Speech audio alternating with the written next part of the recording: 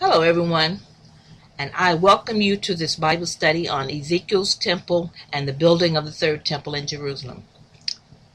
This first picture that you're looking at is an artist's rendition of Ezekiel's Temple.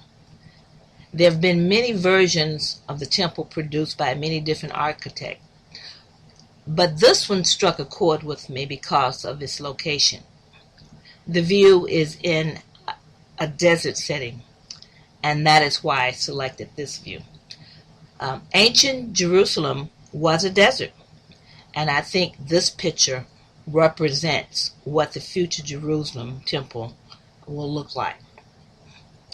Now, as my introduction, I do want to say that this video is dealing with a very, very controversial issue in today's news. This issue has been talked about by Jews, Christians, and Hebrew Israelites for centuries, and it will continue to be in the news. I can assure you of that. What I'm talking about is the building of the third temple in Jerusalem. I'm going to touch on and cover 4 topics which many Christians and Hebrew Israelites are not clear on, and most so-called Jews have absolutely no idea of what is going on. The Jews who are trying to build the temple now are operating solely off man's carnal efforts, and they are being driven by the spirit of Satan. In this video, I will discuss the 4 following topics or points. I'm going to discuss Ezekiel's temple, which is found in chapters 40 through 48 of Ezekiel, and I will show how the temple that John saw in his vision and was told to measure the temple, this is found in the book of Revelation, it's the same temple that Ezekiel saw. And I will assert that Ezekiel's temple has already been built and is in the future. In the future, it will be placed on the true Jerusalem site, which is in the Judean desert, which is bordered by Egypt. And I will show that it will fit no other place. And this is because the Most High designed it that way. I will show that the Most High has never told man to rebuild the temple after the second temple was destroyed in AD 70. The only thing that he told men to build was the altar, and we'll take a quick look at that. And I will show that the Ezekiel temple is the millennium temple, and it is the temple that Christ will reign in during the 1,000-year millennium. Christ is the one who has built his temple, and he will bring it to earth with him when he comes, because his reward is with him. So let's get started. The book of Ezekiel, chapters 40 through 48, talks about a vision of a temple. In chapter 40, Ezekiel is taken in the spirit from his home in Babylon, where he lived among the captives who had been taken to Babylon. There he was taken by the Lord in vision to the land of Israel, and was set on a very high mountain. There he looked to the south and saw the frame of a city. There was a divine messenger there, whose appearance was like brass, and he was holding a measuring rod. The messenger gives Ezekiel a tour of the temple. He measures the various walls, gates, courts, windows, porches, and so much more. There was very detailed measurements specified. Ezekiel was told to write them down so that he could show it to the other Israelites. Later in his tour, he was shown the glory of the Lord, just like he had seen in an earlier vision, and like when the glory was seen leaving the temple, and that can be found in chapter 6. But in this vision, the glory of the Lord was seen returning to the temple. chapters 43, 1 through 4. Ezekiel was given the exact dimensions of areas of the temple walls, the priest areas, the city, the suburbs, the common areas, plus he even gives the 12 tribe inheritance measurements. Ezekiel provides enough detail to be able to map out the exact location of where this temple is to be placed. And that is what we're going to talk about next. Where will Ezekiel Temple be placed? What location can Ezekiel Temple fit into? We'll discuss that next. The next two maps, which I will show you, are included to help you get a perspective on the land of Israel and to assist you in knowing what certain places are in relationship to others. This first map has several places labeled like the Dead Sea, En-Gedi, Masada, Hebron, Lachish, Arad, and some others which you will find in the Bible. This is a map that includes the Judean desert and is bordered by Egypt. Notice you do not see the current Jerusalem on this map. The place that is referred to as Jerusalem today is actually north of Hebron. You will hear me refer to this as the Amorite Jerusalem. The biblical Jerusalem of the Jebusite is in southern Israel, south of En-Gedi, south of Masada, and it's located not far from the Dead Sea. That's where they found the Dead Sea Scrolls, remember. The place that we need to keep our eyes on is Arad, because this is really the true site of biblical Jerusalem. Take a few seconds now to locate the places that I mentioned on the map, because I will be referring to them again.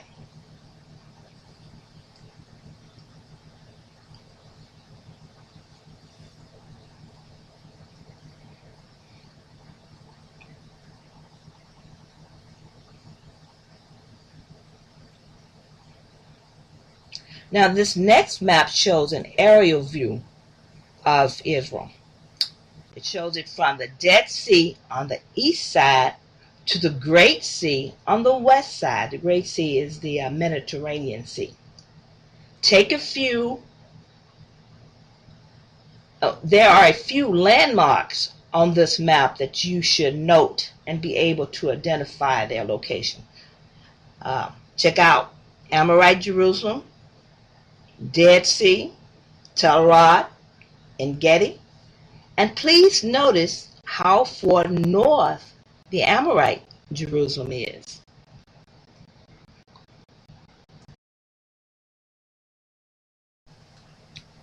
Remember, Ezekiel recorded very detailed specifications on the temple. We want to now show that the Most High did not specify these kinds of details about his temple and its location just to have people spiritualize it away. Many claim that Ezekiel's temple is a spiritual temple or just some parable that is being presented. Not so. This is a physical temple that has a physical location here on earth in the future. The reason the people who claim to be Jews or who call themselves Jews are having such a hard time with this temple issue is because they are not the true people of the Most High, and he has not revealed his secrets to them. Now let's listen to a description of the size of the land the temple and consecrated areas must have set aside for its footprint. In other words, the area that it has to fit over. Please pay attention to the required allotments because we will use it later. We will actually overlay it on previous maps that we've seen. We will be listening to all of Ezekiel chapter 48. Now again, please remember the holy allotments because we will overlay it on several maps to really get an understanding of where the Most High plans to place his temple.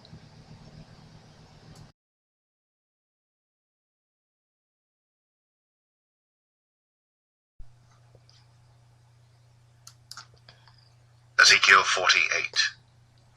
Now these are the names of the tribes, from the north end to the coast of the way of Hethlon, as one goeth to Hamath. Hazar-Enan, the border of Damascus northward, to the coast of Hamath. For these are his sides, east and west, a portion for Dan. And by the border of Dan, from the east side unto the west side, a portion for Asher. And by the border of Asher, from the east side even unto the west side, a portion for Naphtali. And by the border of Naphtali, from the east side unto the west side, a portion for Manasseh. And by the border of Manasseh, from the east side unto the west side, a portion for Ephraim. And by the border of Ephraim, from the east side even unto the west side, a portion for Reuben. And by the border of Reuben, from the east side unto the west side, a portion for Judah. And by the border of Judah, from the east side unto the west side, shall be the offering which ye shall offer of 25,000 reeds in breadth, and in length as one of the other parts, from the east side unto the west side, and the sanctuary shall be in the midst of it. The oblation that ye shall offer unto the Lord shall be of 25,000 in length, and of 10,000 in breadth. And for them, even for the priests, shall be this holy oblation. Toward the north 25,000 in length, and toward the west 10,000 in breadth, and toward the east 10,000 in breadth, and toward the south 25,000 in length. And the sanctuary of the Lord shall be in the midst thereof. It shall be for the priests that are sanctified of the sons of Zadok, which have kept my charge, which went not astray when the children of Israel went astray, as the Levites went astray. And this oblation of the land that is offered shall be unto them a thing most holy by the border of the Levites. And over against the border of the priests the Levites shall have 25,000 in length, and 10,000 in breadth. All the length shall be 25,000, and the breadth 10,000. And they shall not sell of it, neither exchange nor alienate the first fruits of the land, for it is holy unto the Lord. And the 5,000 that are left in the breadth over against the 25,000 shall be a profane place for the city, for dwelling and for suburbs, and the city shall be in the midst thereof. And these shall be the measures thereof, the north side 4,500, and the south side 4,500, and on the east side 4,500, and the west side 4,500.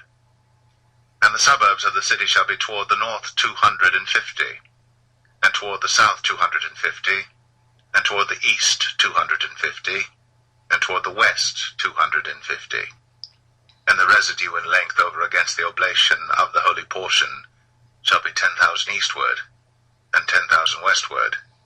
And it shall be over against the oblation of the holy portion, and the increase thereof shall be for food unto them that serve the city. And they that serve the city shall serve it out of all the tribes of Israel. All the oblation shall be 25,000 by 25,000. Ye shall offer the holy oblation foursquare, with the possession of the city. And the residue shall be for the prince, on the one side and on the other of the holy oblation, and of the possession of the city, over against the 25,000 of the oblation toward the east border, and westward over against the 25,000 toward the west border, over against the portions for the prince. And it shall be the holy oblation, and the sanctuary of the house shall be in the midst thereof. Moreover, from the possession of the Levites, and from the possession of the city, being in the midst of that which is the prince's, between the border of Judah and the border of Benjamin, shall be for the prince. As for the rest of the tribes, from the east side unto the west side, Benjamin shall have a portion. And by the border of Benjamin, from the east side unto the west side, Simeon shall have a portion. And by the border of Simeon, from the east side unto the west side, Issachar a portion. And by the border of Issachar, from the east side unto the west side, Zebulun a portion. And by the border of Zebulun, from the east side unto the west side, Gad a portion. And by the border of Gad, at the south side southward, the border shall be even from Tamar unto the waters of Strife and Kadesh, and to the river toward the great sea. This is the land which ye shall divide by lot unto the tribes of Israel for inheritance. And these are their portions, saith the Lord God. And these are the goings out of the city on the north side, 4,500 measures. And the gates of the city shall be after the names of the tribes of Israel. 3 gates northward, 1 gate of Reuben, 1 gate of Judah, 1 gate of Levi.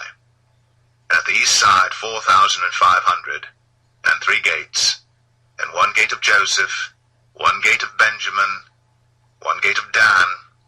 And at the south side 4,500 measures, and 3 gates, 1 gate of Simeon, 1 gate of Issachar, 1 gate of Zebulun. At the west side 4,500, with their 3 gates, 1 gate of Gad, 1 gate of Asher, 1 gate of Naphtali. It was round about 18,000 measures, and the name of the city from that day shall be, The Lord is there.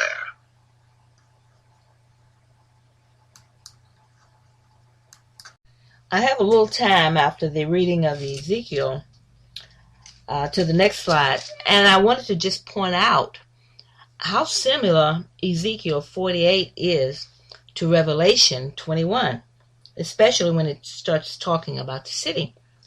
Ezekiel talks about the 3 gates on various sides of the city. It talks about the water flowing from the throne. I hadn't noticed that until I got into this study, so I thought it was very, very interesting. So you may want to go back and reread Revelation chapter 21, especially as it relates to Ezekiel 48. And also as we go into the overlaying of the actual physical allotment that we spoke of over the physical land area of current day Israel. On the following maps, we have overlaid the holy allotment of land that the Most High specified for the temple, priest, city, etc. over the Israel area map. And for the most parts, the measurements and proportions have been maintained. Now, based on the current land topology, let's see just where it fits. Now, this is where you use the previous map information that I provided for you.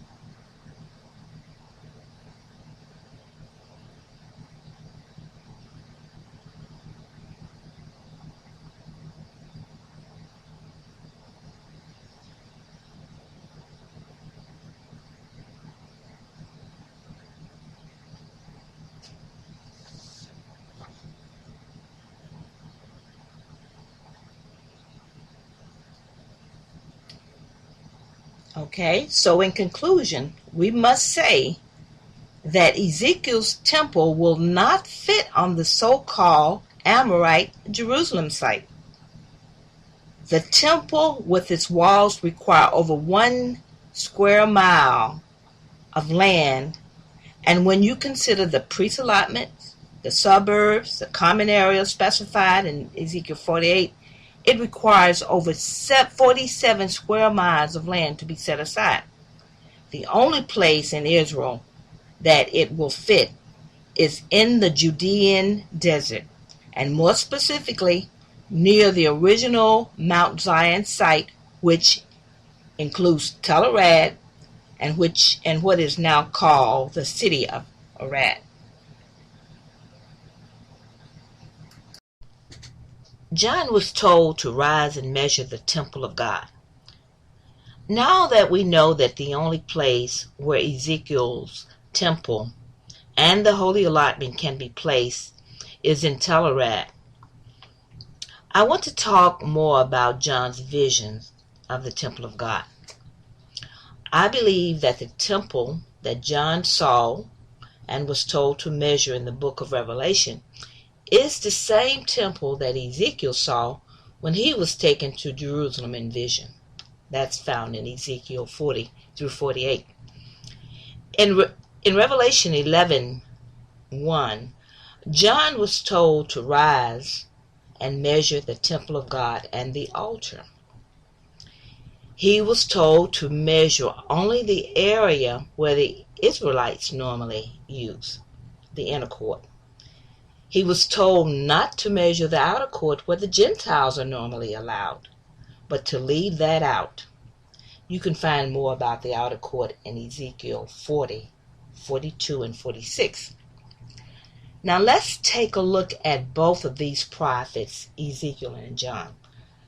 Both of these men had their visions concerning the temple after the earthly temple in Jerusalem was destroyed in their day. Ezekiel was shown the temple of God after King Nebuchadnezzar of Babylon destroyed the first temple, and that happened around 580 BC. You can find that information on that in Ezekiel 40, verse 1 and 2. And John had his vision after the Roman army destroyed the Jerusalem temple around AD 70. John had his vision around AD 90 on the Isle of Patmos. In both cases, there was no earthly temple in existence. This means that neither man could have been looking at the earthly temple during their vision. They were looking at the temple of God that exists now in heaven, but they were seeing it in the future at the time that it will be brought to earth. Now John may have been looking at the temple at a different time than Ezekiel. When Ezekiel saw his vision, the Most High made no distinction concerning Gentiles, only that no uncircumcised in heart or flesh will be allowed to enter the temple. But John was instructed not to measure the outer court of the temple because it was given to the Gentile. Could this mean that the temple will be on earth before the time of the Gentile end? We do know that when Christ returns, he will crush and take down the Gentile kingdoms at that time. But that's a different topic, and I don't want to talk about that right now. At this point, I want to show how the Most High has connected these two prophets and their visions, Ezekiel's vision of the temple and John's vision of the temple. In order to see the connection, we must first start in Revelation 10, where John was told to eat the little book. It will be sweet in your mouth, but it will make your belly bitter. Now in Ezekiel chapter 2 and 3, it talks about a similar experience that Ezekiel had of eating a book, a scroll. Now we see that these two prophets at least have that much in common, in addition to the fact that they have the vision of the temple. And John's vision is shown in Revelation chapter 11, verse 1 and 2, and Ezekiel's vision of the temple was in Ezekiel 40 through 48. But let's read what both of these prophets are told about eating the little book. Revelation 10:8. And the voice, which I heard from heaven, spake unto me again, and said, Go and take the little book, which is open in the hand of the angel, which standeth upon the sea and upon the earth. And I went unto the angel, and said unto him, Give me the little book. And he said unto me, Take it, and eat it up, and it shall make thy belly bitter, but it shall be in thy mouth sweet as honey.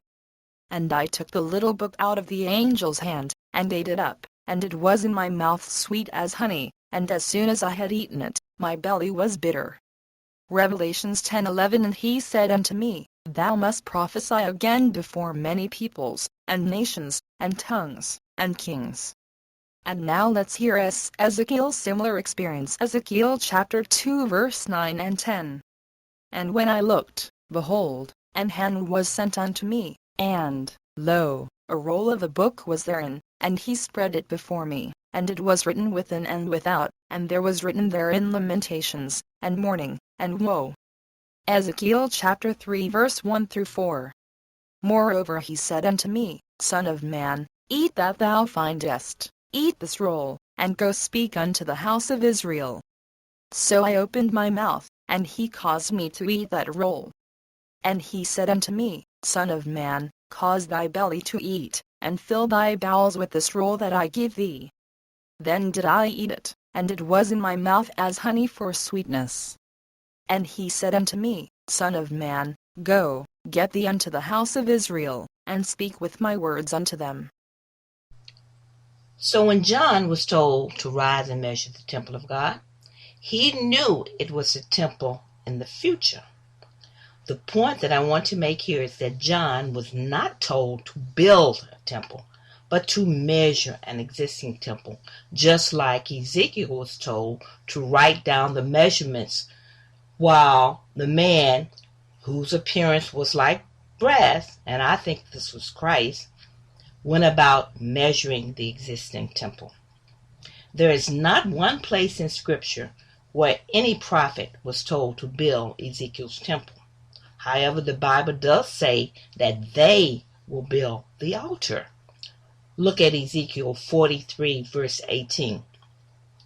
And he said unto me, Son of man, thus saith the Lord, these are the ordinances of the altar in the day when they shall make it, to offer burnt offerings on it, and to sprinkle blood on it. Plainly, Ezekiel 43 verse 18, God is talking about Israel when he says they will build the altar. But it does not say they will build the temple. Let's look at Ezekiel 43:10 and see what the Most High told Ezekiel concerning the temple. Ezekiel 43:10. Thou, son of man, show the house to the house of Israel, that they may be ashamed of their iniquities, and let them measure the pattern. And that is exactly what John was doing in Revelation chapter 11 verse 1. He was measuring the temple. Now, if the prophets were not told to build Ezekiel's temple, and that command will have to come through a prophet, because that is the way the Most High talks to his people, through his prophets, then who will build this temple? Well, we will deal with that question at the very last item of the study. We will answer the question, who will build the temple that John and Ezekiel were measuring or saw measured? But now I want to address the last part of Revelation 11, verse 2. That is, in the holy city shall they tread underfoot 42 months. Again, I want to remind you that in John's vision, this was after the destruction of the earthly temple by the Roman army in AD 70. The Roman siege of Jerusalem happened around 87, and I have even heard that it lasted for about 3.5 years. But that is not my point. My point is that I see this part of the verse and the holy city shall be tread underfoot 40 and 2 months, as another connection of John's vision after the destruction of the temple in AD 70 to Ezekiel's vision after the destruction during Babylon time in 586 BCE or BC. In both cases, we know the Gentiles trampled the city of Jerusalem. The Babylonians did it first, and then the Romans. And in fact, true Jerusalem, the real Jerusalem, still lies in ruin even today, just as the Bible said that it would. We are not waiting to have Jerusalem to be trodden down. That prophecy has already happened, and it is in the past. The point that I want to make here is that the temple that John is measuring is not a physical temple that will be built by man. It is the temple of God that will be built by the Most High Himself. And it will be brought to earth by Christ when He comes in power and glory. We can see that in Matthew 25, verse 31. When the Son of Man comes in all of His glory, and the angels with Him, He will sit on His glorious throne, and His glorious throne will be in that temple. But now let's get some details on who builds the temple. We know it's Christ, but let's look at the scriptural support of that.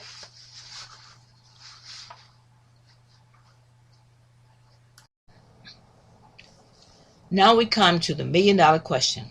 Who builds Ezekiel's temples? This is not a hard question because the Bible is so clear on it. So all that I will be doing is just reading what the Bible has to say about this issue. Again, if the Most High never told Israel to build the third temple or the Ezekiel's temple, then who will build it? The answer is the Most High said that Christ will build this house. Let's start in Zechariah. Zechariah chapter 6, 10 through 13. Take of them of the captivity of Heldai, Tobiah, Jodiah, which are come from Babylon, and come thou the same day, and go into the house of Josiah, the son of Zephaniah. Then take silver and gold, and make crowns, and set them upon the head of Joshua, the son of Josadak, the high priest. And speak unto them, saying, now this is the point that you want to listen to. Thus speaketh the Lord of hosts, saying, behold, the man whose name is the branch, and he shall grow up out of his place, and shall build the house, build the temple of the Lord. Even he shall build the temple of the Lord, and he shall bear the glory, and shall sit and rule upon his throne, and he shall be a priest upon his throne, and the counsel of peace shall be between them. I think that's very clear that that is talking about Christ. That is talking about Christ. That's Zechariah chapter 6, 10 through 13, just to get context. Where else does the Bible say Christ will build the house? Let's go to 1 Chronicles 17, verse 12. And this is God speaking about his son coming. He shall build me a house, and I will establish his throne forever. 2 Samuel 7, verse 13 and 14. He will build a house for my name, and I will establish the throne of his kingdom forever. I will be his father. He shall be my son. If he commits iniquity, I will chasten him with the rod of men, and with the stripes with the children of men. We all know that that's Christ. 2 Samuel 7:27. For thou, O Lord of hosts, God of Israel, hast revealed to thy servant, saying, I will build thee an house. Therefore hast thou servant found in his heart to pray this prayer unto thee. That's David speaking. 1 Chronicle 17:10. And since the time that I commanded judges to be over my people Israel, moreover, I will subdue all their enemies. Furthermore, I tell thee that the Lord will build thee a house. Okay, let's go to Hebrews. Let's go to the New Testament. Hebrews 8, verse 2. A minister of the sanctuary, I should have read before, but a minister of the sanctuary and of the true tabernacle which the Lord pitched, and not man. Pitched means built. Hebrews 9:11. But Christ, being come and high priest of good things to come, by a greater and more perfect tabernacle, not made by hand, that is to say, not of this building. Not made by hand means Christ, God built it. So this is proof. The proof is in Christ will be the one to build the Millennium Temple that he will rule in. So anyone who's laboring at this point, trying to build a temple, they're laboring in vain. And if they do build a temple, it will not be Christ's temple. It will be the synagogue of Satan. So I'm not going to put that past. They may build a temple, but it won't be the temple of the Lord for sure. All right. In summary, I just want to say that this Ezekiel Temple study has been very fascinating for me. I've really enjoyed this study. I have always wondered about Ezekiel's temple contained in chapters 40 through 48. And I tried many times to study it, but I guess it just wasn't my time then because I didn't understand. However, now I believe the Most High has been pushing me to study about this temple. And from my study, I've learned so much.